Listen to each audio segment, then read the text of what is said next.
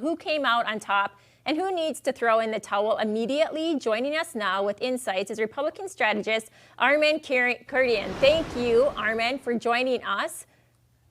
Good morning, Tara. Dr. Jana, how are you doing this morning? Good. So are they even, why are they even debating? And second place wins nothing in an election. What's your reaction to last night's debate?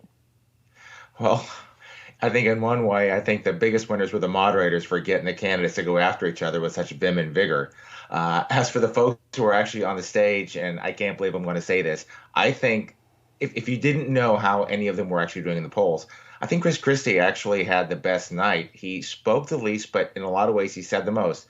And the fact is, as far down as all four of them are in the polls compared to Donald Trump, you're not going to get to number one by going after each other. There's just not enough support there. You got to go after the big dog if you want to take him down and you want to have a chance to actually go out and become president. And he was right. They're afraid about offending the Republican base. They're afraid about offending the person who's not there on the stage. And it almost seems like they might be just the fact that Trump's not there. They're more afraid to go after him than if he actually was. There were a lot of good barbs that were traded back and forth. There was a lot of good spirited debate. I think the biggest loser was Vivek Ramaswamy. He just seemed to come off very angry and trying to make himself relevant up there on the stage.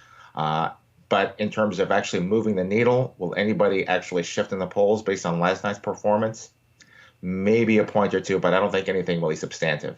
Last night, Kristen Welker from Meet the Press did some post-debate reaction on NBC News, and you won't believe what Republican voters told her about who they thought won the debate. Take a look. The voters in Georgia, what are they telling you? What did they think of tonight's debate?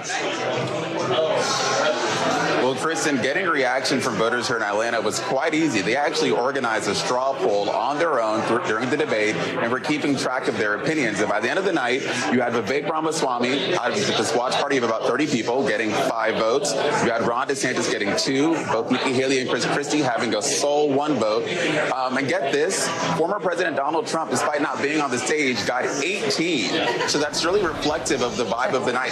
And it's interesting, Armen, because of those on the stage, they say Vivek Ramaswamy won, but most of what Vivek Ramaswamy did was defend Donald Trump, with the others sort of coming up against him.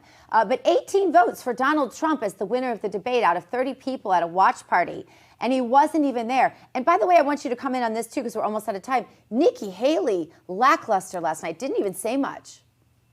Yeah, it wasn't Nikki Haley's best night. I think between her and Ron DeSantis, I think Ron got a little bit of the better effort. I don't necessarily it was a slam dunk, but he definitely got her on the defensive from the start, and she was never able really to turn that tide. She was defending herself, and she was always having to defend herself against Vivek Ramaswamy. And of course, Christie comes in and tries to help her out. DeSantis had a great moment, I thought, when he was talking about voting and voting systems. He says, look, you got to use the voting systems that you actually have out there.